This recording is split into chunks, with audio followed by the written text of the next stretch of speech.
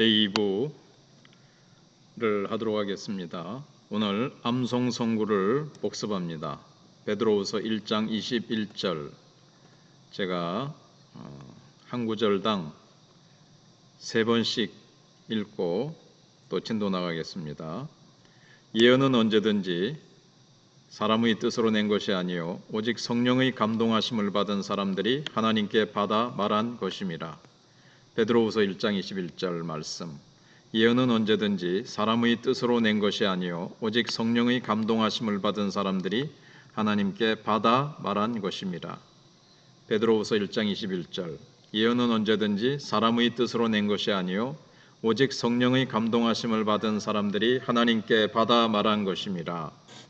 여호수아 1장 8절. 이 율법책을 내 입에서 떠나지 말게 하며 주야로 그것을 묵상하여 그 안에 기록된 대로 다 지켜 행하라. 그리하면 내 길이 평탄하게 될 것이며 내가 형통하리라. 여호수아 1장 8절. 이 율법책을 내 입에서 떠나지 말게 하며 주야로 그것을 묵상하여 그 안에서 기록된 대로 다 지켜 행하라. 그리하면 내 길이 평탄하게 될 것이며 내가 형통하리라. 여호수아 1장 8절. 이 율법책을 내 입에서 떠나지 말게 하며 주야로 그것을 묵상하여 그 안에 기록된 대로 다 지켜 행하라. 그리하면 내 길이 평탄하게 될 것이며 내가 형통하리라. 그 다음에 이제 어제 이어서 9번입니다. 성령의 감동으로 기록된 성경은 성령의 조명을 받아야 읽을 때 깨닫고 믿을 수 있다. 왜 그런가? 고린도전서 2장 14절입니다.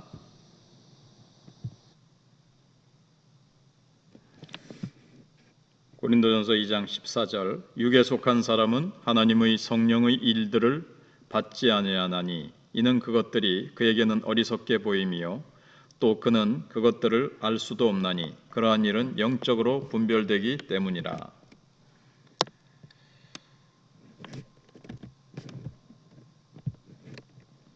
성령의 감동으로 기록된 성경은 성령의 인도를 받아야 그 뜻을 깨달을 수 있습니다. 성령의 인도를 무시하면 자기 마음대로 성경을 다루는 큰 실수를 범하게 됩니다. 그리고 성령으로 감동되어 기록된 말씀이기 때문에 성령의 도우심을 받지 않으면 이 성경이 잘 깨달아지지가 않고 내 마음에 은혜가 되지 않고 내가 그 말씀을 순종할 수 있는 힘이 생겨지지가 않아요. 그것은 성령께서 주시는 것입니다. 그러므로 성경을 읽을 때마다 성령께서 인도하심을 이제 받아야 되는데 어떻게 확인할 수 있겠습니까? 성경을 펼 때마다 성령의 인도를 믿고 기도하는 것이 성령의 인도를 확인하는 좋은 방법입니다. 육신에 속한 자는 성령을 받지 않았기 때문에 성령을 받지 못한 사람을 말합니다. 여기 육신에 속한 자는 성경 말씀이 미련하게 보이는 거예요. 말씀으로 창조하셨다라든가 성경의 기적들, 인간의 합리적인 사고로 이해되지 않는 것은 다 미련하게 보이는 겁니다. 그래서 우리가 성경을 읽기 전이나 읽는 도중이나 다 읽은 다음에 그 말씀을 붙들고 기도하는 습관이 있는가를 한번 살펴보십시오. 그래서 성령의 인도를 간절히 구하고 성경을 읽으셔서 많은 은혜와 축복을 받으실 수 있기를 바랍니다. 아멘.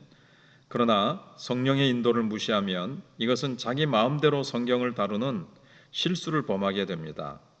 그래서 성경은 한 구절이라도 사람의 생각대로 풀어서는 안 됩니다. 베드로후서 3장 16절. 또 그 모든 편지에도 이런 일에 관하여 말하였으되 그 중에 알기 어려운 것이 더러 있으니 무식한 자들과 굳세지 못한 자들이 다른 성경과 같이 그것도 억지로 풀다가 스스로 멸망에 이르느니라. 특히 이단들이 그렇게 빠지죠. 성경을 이상하게 풀어 해석합니다. 교주들이 자기 상황에 맞게, 자기 이름에 맞게, 자기를 하나님으로 높이기 위해서 엉뚱한 구절을 사람들이 잘 보지도 않는 희귀한 구절을 갖다가 회개망측하게 해석해서 결국 멸망에 이르는 모습들을 보게 됩니다. 10번입니다. 성경의 말씀을 읽거나 듣다가 크게 감동을 받아 가슴이 뜨거워지며 무엇이라고 표현할 수 없는 기쁨을 체험하는 일이 있습니까? 그리고 요즘에도 자주 그런 은혜가 있는지 말해 보십시오. 그리고 성경이 하나님이신 성령의 걸작품이라는 것을 확신하십니까? 그렇다면 성경이 완전한 권위를 가진 말씀이라는 것을 인정하십니까?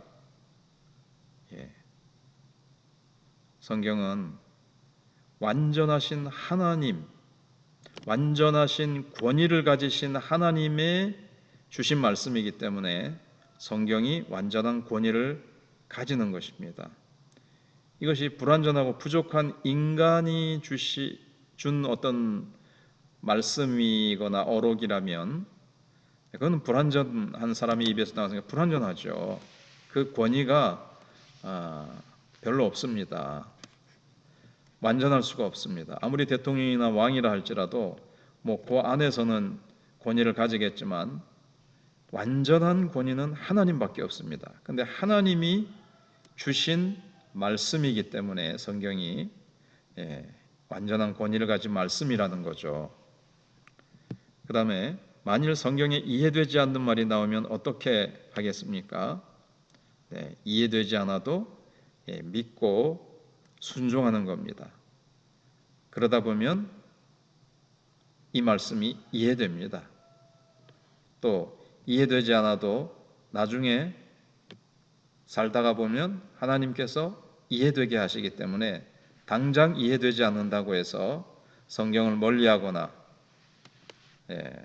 성경을 읽고 공부하는 것을 포기하지 말아야 됩니다.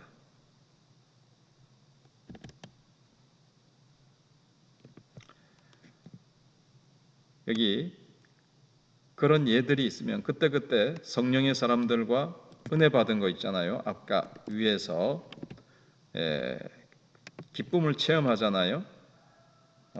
말씀에서 놀라운 은혜를 체험했을 때 그때그때 성령의 사람들과 나누면 좋습니다. 이것을 나누면 2배가 되는 거예요. 그 다음에 또 이해되지 않는 게 있으면 이렇게 또 물어볼 수 있습니다. 그 다음에 성령의 영감을 믿지 아니하면 어떤 결과가 일어나는가? 하나님께서 성경 저자를 불러서 그를 전적으로 사로잡아서 오류가 없도록 실수가 거짓이 없도록 하나님께서 진실된 것만 하나님의 뜻만이 기록되도록 하나님이 완전히 사로잡아 간섭하신 것을 성령의 영감이라고 우리가 어제 배웠습니다. 앞에서 그걸 믿지 않으면 어떤 결과가 일어나겠는가 하는 겁니다. 성경 말씀을 절대적인 권위를 가진 진리로 받아들일 수 없을 겁니다. 하나님이 오류가 없도록 간섭하시지 않았다고 보면 인간의 말, 인간의 실수, 인간이 여러 가지 잘못된 것들이 성경에 얼마든지 섞여 있다. 이렇게 보면 절대적인 권위를 가진 말씀으로 어떻게 받아들일 수 있겠습니까? 절대 권위를 인정하지 않으면 적어도 2가지 점에서 치명적인 손해를 보게 될 거라는 거예요. 그게 뭐냐면 성경 가운데서 자신의 생각에 일치하지 아니하는 내용이 나오면 절대로 믿지 못합니다. 어떻게 처녀가 애를 낳아? 어떻게 죽었던 사람이 다시 살아나? 예수님의 부활도 믿지 못할 거고요. 그래 여기 나오잖아요. 예를 들어 예수님의 십자가 죽음은 믿어도 부활은 부인해 버린다는 거죠. 성경의 명령에 절대 복종할 수 없습니다. 여기 부안에는 오타입니다. 그래서 부활은 부인해 버린다면 성경의 명령에 절대 복종할 수 없습니다. 그래서 성경은 전적으로 다 받아들이든지 전적으로 다 부인하든지 all or nothing이 있는 거예요. 100%든지 아니면 다 깡그리 부인해버리든지 해야지 어떤 건 받아들이고 어떤 건 부인한다는 것은 성립이 되지 않아요. 그래서 절대 권위를 인정하지 아니하면 마음에 들지 아니하는 말씀은 무시해버리는 그런 결과가 오게 될 것입니다. 그 다음에 이제 11번입니다. 예수님만큼 성경의 권위를 높이 받들고 철저히 말씀 앞에 순종하신 분은 없었다. 그 예를 하나 들어보라 했습니다. 마태복음 26장 51절로 54절입니다. 예수님이 잡히시는 장면인데요. 마태복음 26장 51절부터 봉독해 드리겠습니다. 예수와 함께 있던 자 중의 하나가 손을 펴 칼을 빼어 대제사장의 종을 쳐 그 귀를 떨어뜨리니 이에 예수께서 이르시되 내 칼을 도로 칼집에 꽂으라. 칼을 가지는 자는 다 칼로 망하느니라. 너는 내가 내 아버지께 구하여 지금 12군단 더 되는 천사를 보내시게 할 수 없는 줄로 아느냐. 내가 만일 그렇게 하면 이런 일이 있으리라 한 성경이 어떻게 이루어지겠느냐 하시더라.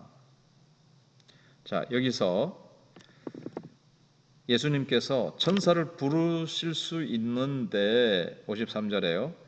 내가 지금 아버지께 간구해서 12군단 더 되는 천사를 보내시게 할 수 없는 줄로 아느냐? 할 수 있다는 거예요. 근데 왜 그렇게 하지 않으셨습니까?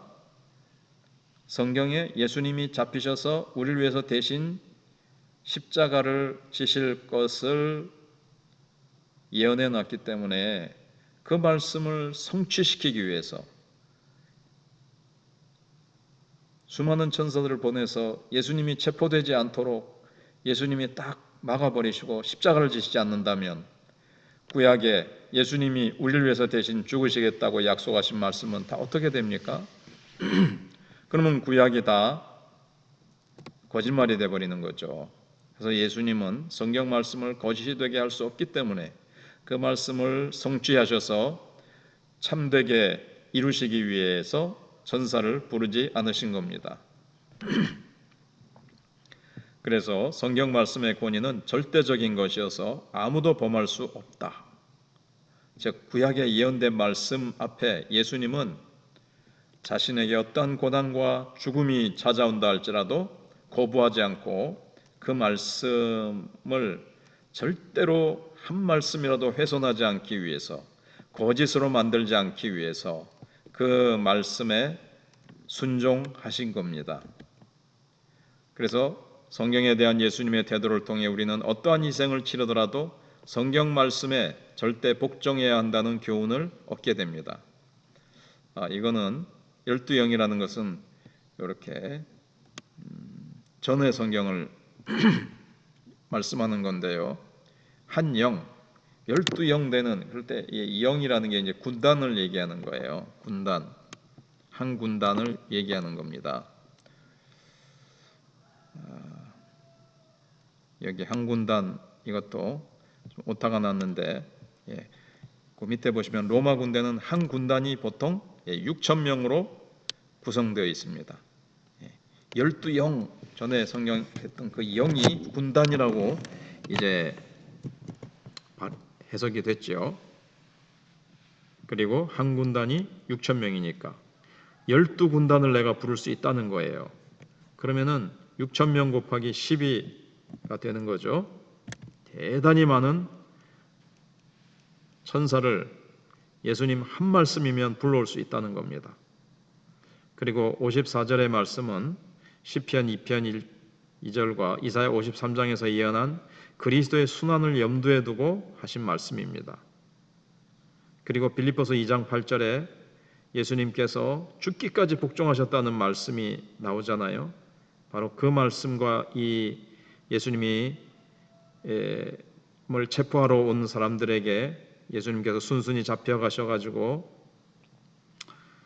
죽으신 것은 예수님께서 결코 죽음을 거부하지 아니하시고 그 고통을 자신이 온몸으로 다 순종하여 받아내신 것을 우리가 보면서 우리도 하나님의 말씀 앞에 죽기까지 복종하셨던 예수님처럼 우리도 말씀 앞에 온전히 순종해야 된다는 것을 여기서 배울 수가 있습니다. 그래서 예수님의 태도를 보면서 우리가 가슴에 찔리는 것이 없는지 우리 한번 깊이 생각해 보시면 좋겠습니다.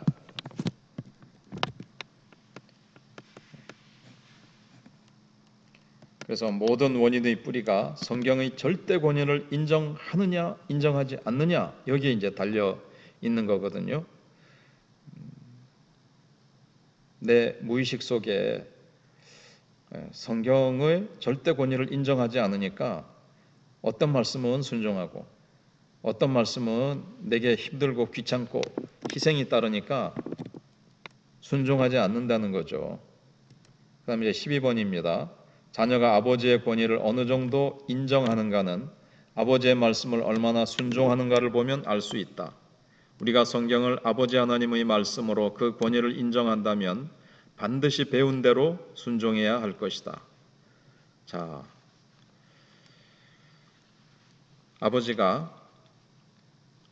아들이 아버지의 말씀을 얼마나 순종하는가를 보면 아버지의 권위를 얼마나 인정하는가를 알 수 있듯이 우리가 성경을 아버지 하나님의 말씀으로 그 권위를 인정한다면 반드시 우리가 읽고 깨달은 대로 배운 대로 순종할 것이라는 거예요. 그래서 한 주간 동안 예수님처럼 말씀대로 살기 위해 특별히 실천해야 할 것이 무엇인지 한 가지만 생각해서 한번 실천해 보시기 바랍니다.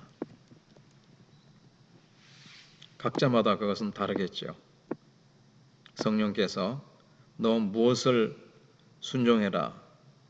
늘 순종하지 않고 미루고 있는 그 부분 한번 여러분들이 순종해 보시기를 바랍니다. 교리 요약, 이번 과에서 배운 교리를 한번 요약해 보겠습니다. 성경은 살아계신 하나님의 말씀이다. 그리고 성경은 모두 다 성령의 영감으로 기록된 진리로서 거짓이나 잘못이 하나도 없다. 신구약 66권은 최종적인 계시이며 그 이상의 계시는 존재하지 않는다. 성경은 인간을 구원하고 하나님의 뜻을 따라 거룩한 생활을 하게 하는 규범으로서 온전하며 충족하다. 성경 말씀의 권위는 하나님 자신의 권위로서 독자적이다. 다시 한번요. 성경은 살아계신 하나님의 말씀이다. 성경은 모두 다 성령의 영감으로 기록된 진리로서 거짓이나 잘못이 하나도 없다. 오류가 없는 완전한 말씀입니다. 참되고 진리만 기록되어 있습니다. 신구약 66권은 최종적인 계시이며 그 이상의 계시는 존재하지 않는다. 더하거나 빼서도 안 된다는 거 배우신 거 기억나시죠? 성경은 인간을 구원하고 하나님의 뜻을 따라 거룩한 생활을 하게 하는 규범, 내비게이션, 그래서 온전하며 충족하다. 부족함이 없어요. 여기에 다 기록이 되어 있어요. 충분합니다. 이 말씀이. 그러면은 어느 대학 가라, 너는 무슨 사업을 해라 이런 것까지 기록되어 있느냐? 그건 아니에요. 그러나 큰 이 방향이 제시되어 있습니다. 그 방향을 잡고 내가 정하면 되는 거죠. 성경 말씀의 권위는 하나님 자신의 권위입니다. 하나님이 하신 말씀이니까요. 그리고 독자적입니다.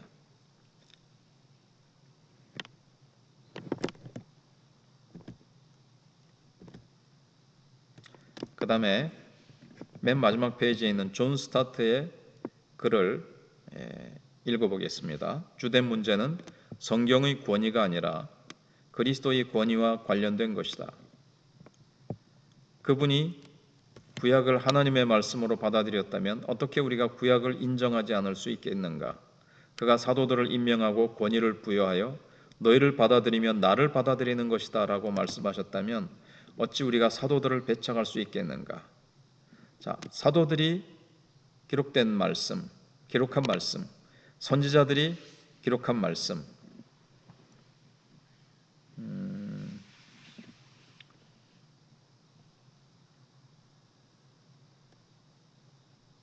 그러니까는 너희를 받아들이면, 사도들을 받아들이면, 사도들은 예수님이 파송한 자들이고 사도들을 통해서 신약을 기록했습니다. 그리고 예수님은 구약을 인정하셨는데 선지자들을 통해서 기록된 구약을 예수님이 인정하신 거거든요. 그러니까 우리가 구약을 인정해야 되죠. 선지자들로 기록된 구약을 예수님이 인정하셨기 때문에 우리도 구약을 하나님의 말씀으로 인정해야 되고, 신약은 예수님이 뽑아 세우신 제자들, 사도들을 통해서 기록된 말씀이기 때문에 이 말씀도 결국 예수님의 말씀입니다. 그렇기 때문에 신약도 하나님의 말씀인 거예요. 우리가 사도들을 배척한다면 예수님을 배척하는 거죠. 예수님이 사도들을 보내셨으니까. 사도들을 배척하는 것은 예수님을 배척하는 것이고, 예수님을 배척하는 것은 곧 예수님을 보내신 하나님을 배척하는 것이고, 예수님을 배척한다는 것은 구약을 배척하는 거예요. 예수님이 구약을 인정하셨는데 구약을 배척하면 예수님을 배척하는 것이 되고, 이게 다 모든 것을 배척하게 되는 거죠. 그래서 우리가 구약의 권위와 신약의 권위 가운데 어느 한쪽이라도 거부한다면 그것은 그리스도의 권위를 거부하는 것입니다. 우리가 성경의 권위를 받아들이는 궁극적인 이유는 주 예수 그리스도의 권위에 기꺼이 순종할 수 있기 때문입니다. 이것을 존 스타트가 말했습니다. 자, 조금 더 보충할 것이 있는데 그것은 3부에서 하려고 생각하고 있습니다. 어찌됐든 수고하셨습니다. 할렐루야, 아멘.